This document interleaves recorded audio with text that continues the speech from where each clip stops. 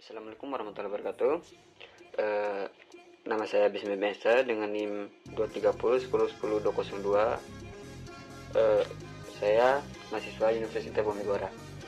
Nah, di sini saya akan menjelaskan analisis kita terkait algoritma multiple linear regression dan multilayer perceptron neural network dalam memprediksi penjualan obat. Di sini ada latar belakang. Jadi latar belakang ini untuk masalah kekurangan obat merupakan isu signifikan dalam sistem kesehatan global karena memengaruhi akses pasien terhadap kebutuhan medis yang vital. Nah, ketidakmampuan apoteker dalam menganalisis pola permintaan secara akurat seringkali menyebabkan inefisiensi distribusi yang berujung pada stok kosong atau obat kadaluarsa.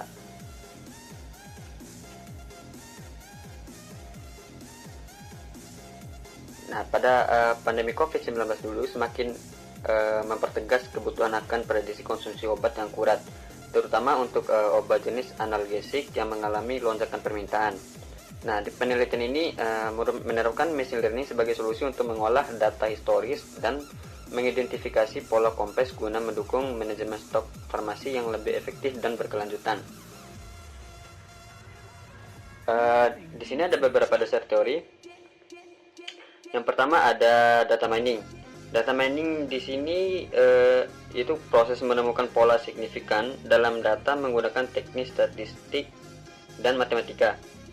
Yang kedua ada MLR atau multiple linear regression, yaitu algoritma yang memodelkan hubungan linear antara banyak variabel independen dan satu variabel dependen.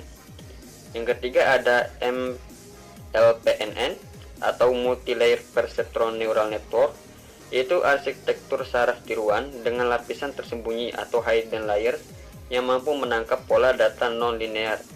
Yang keempat ada backpropagation, yaitu metode pembelajaran pada MLPNN yang meminimalkan kesalahan dengan memperbarui bobot berdasarkan gradien fungsi loss.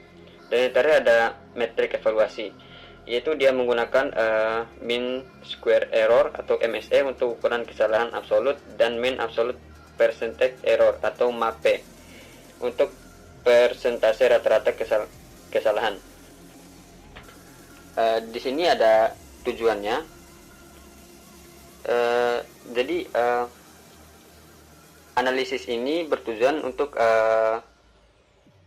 hubungan antar faktor eksternal dengan permintaan obat serta mengevaluasi kinerja algoritma MLR dan MLPNN untuk mendapatkan rekomendasi algoritma dengan tingkat error terendah dalam prediksi penjualan. Di sini ada tahapan penelitiannya.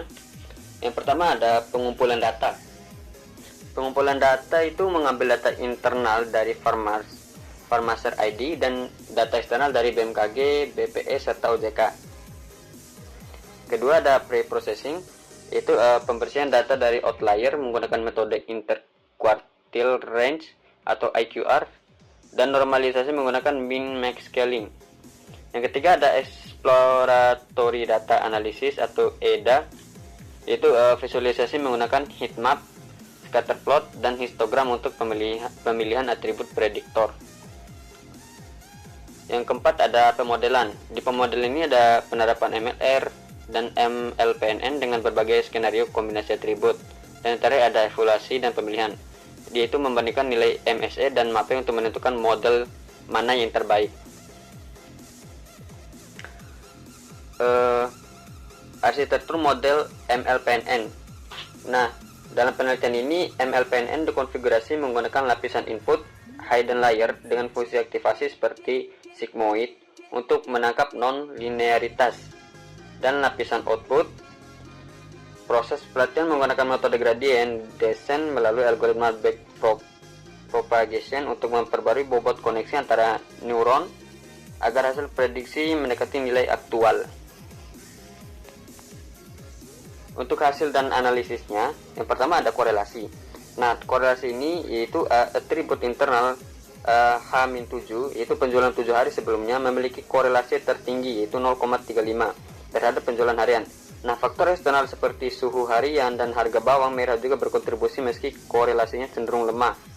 Yang kedua ada performa MLR, itu model regresi linear, bekerja kurang memuaskan dengan MAPE di kisaran 25,4% hingga 25,8%. Nah, model ini mengalami underfitting dan gagal menangkap pola yang representatif. Yang ketiga ada performa MLPNN, yaitu algoritma MLPNN menunjukkan hasil lebih baik pada atribut tunggal H-7 dengan nilai MAPE 22,3% dan MSE 19.588. Untuk yang terakhir yaitu perbandingannya. Jadi secara keseluruhan MLPNN lebih unggul dalam menangkap hubungan non-linear dibandingkan MLR. Namun kedua model masih memiliki tingkat kesalahan yang cukup tinggi, itu di atas 22%, karena keterbatasan jumlah data dan kurangnya atribut independen yang berpengaruh signifikan. Eksplanasi dataset simulasi atau file dummy. Dalam eksperimen ini, karena dataset asli yaitu Apotek SYZ bersifat privat, kita membuat sebuah dataset sintesis atau dummy sebanyak 182 baris kata.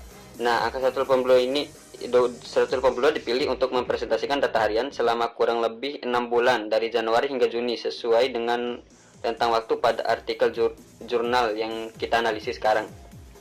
Yang pertama ada struktur atribut atau fitur. Nah, di dataset ini dirancang dengan menyertakan variabel-variabel yang memiliki karakteristik serupa dengan penelitian asli. Yang pertama ada H-7, yaitu variabel internal. Dan ini merupakan data penjualan obat pada 7 hari sebelumnya. Dalam logika bisnis farmasi, tren minggu lalu seringkali berulang di minggu ini. Yang kedua ada TS, suhu atau temperatur, yaitu variabel eksternal cuaca. Suhu udara disimulasikan antara 24 derajat Celcius hingga 32 derajat Celcius. Ketiga ada kelembapan, yaitu kelembapan udara disimulasikan antara 60% hingga 90%. Harga bawang merah digunakan sebagai produksi kondisi ekonomi masyarakat perdesaan atau petani yang disebutkan dalam pembatasan masalah artikel. Dan terakhir ada jumlah analgesik target, variabel yang ingin diprediksi oleh model. Ada logika pembentukan data juga. Di logika pembentukan data, agar model jaringan saraf tiruan atau MLP bisa belajar, jadi data dummy ini tidak dibuat acak total, melainkan menggunakan rumus bobot atau wake formula. Pertama ada pola utamanya. Nah, di penjualan hari ini JA dibuat sangat bergantung pada penjualan minggu lalu H-7. Untuk pola tambahnya, faktor suhu dan harga komoditas diberikan pengaruh kecil, dan ditambahkan beberapa noise, sedikit variasi acak agar data terlihat alami dan tidak terlalu sempurna, sehingga menantang kemampuan model dalam menangkap pola non-linear. Yang ketiga, mengapa sih menggunakan data dummy? Nah, data dummy ini ada 3 faktor. Yang pertama validasi algoritma. Validasi algoritma ini untuk memastikan bahwa kode MLPR, regresor, dan proses backpropagation berfungsi dengan benar sebelum diterapkan pada data real. Yang kedua ada reproduksibilitas. Dia ini memungkinkan siapa saja menjalankan ulang kode Anda di Google Colab tanpa perlu mencari file eksternal. Dan yang terakhir ada keamanan data, menghindari penggunaan data sensitif milik instansi tertentu dalam tahap pengembangan awal. Selanjutnya, di sini ada analisis performa model metrik evaluasi. Yang pertama ada mean square error. Mean square error dengan nilai 39.3098. Dia ini menunjukkan rata-rata kuadrat kesalahan prediksi. Dalam konteks penjualan obat, nilai ini menunjukkan bahwa variance error model cukup terkendali, namun masih terdapat selisih antara nilai prediksi dan nilai aktual. Yang kedua ada mean absolute percentage error atau MAPE dengan nilai 20.78%. Nah, sesuai dengan kriteria evaluasi model, nilai MAPE sebesar 20.78% mengkategorikan performa model ke dalam kategori good forecasting atau baik. Meskipun tidak masuk kategori sangat akurat di bawah 10%, hasil ini sudah cukup representatif untuk data yang memiliki fluktuasi tinggi seperti penjualan obat harian. Yang kedua ada analisis kurva pembelajaran atau loss curve. Berdasarkan grafik loss curve yang dihasilkan dari proses propagation. Pertama ada konvergensi. Konvergensi kurva ini menunjukkan penurunan drastis pada iterasi awal 0 sampai 200 dan mulai melandai converge setelahnya. Ini menandakan bahwa model berhasil mempelajari pola dari dataset dummy 180 hari tersebut tanpa mengalami stagnasi yang berarti. Yang kedua ada optimasi. Nah, di penggunaan Max Iter 2000 memberikan ruang yang cukup bagi algoritma stochastic gradient descent atau Adam solver untuk mencapai titik minimum global. Yang ketiga ada perbandingan prediksi. Dalam implementasi di Colab, visualisasi garis prediksi merah atau putih dibandingkan dengan data asli biru menunjukkan pertama model mampu mengikuti tren naik turunnya penjualan yang dipengaruhi oleh variabel H-7 atau penjualan hari sebelumnya. Yang kedua, model masih kesulitan memprediksi lonjakan ekstrim atau outliers yang konsisten dengan temuan di jurnal bahwa faktor eksternal atau suhu atau harga komoditas memiliki korelasi yang lemah dibandingkan data historis. Untuk kesimpulannya, yang pertama ada efektivitas algoritma JST MLPNN. Metode jaringan saraf tiruan dengan arsitektur multilayer perception atau MLP terbukti lebih unggul dibandingkan metode statistik konvensional seperti multiple linear regression atau MLF. Hal ini dikarenakan MLP memiliki kemampuan untuk menangkap pola non-linear dan hubungan kompleks antar variabel yang tidak bisa dideteksi oleh regresi linear sederhana. Dari hasil jurnal MAPE MLPNN 22,30% dan hasil simulasi Colab MAPE 20,70%. Yang kedua ada signifikansi atribut internal versus eksternal. Di penelitian ini simulasi menunjukkan bahwa faktor internal yaitu data historis penjualan H-7 memiliki pengaruh korelasi yang paling signifikan terhadap akurasi prediksi. Nah, faktor eksternal seperti suhu dan harga komoditas memberikan kontribusi tambahan, namun tidak sekuat data historis. Hal ini menegaskan bahwa pola konsumsi obat di masyarakat cenderung memiliki ritme mingguan yang berulang.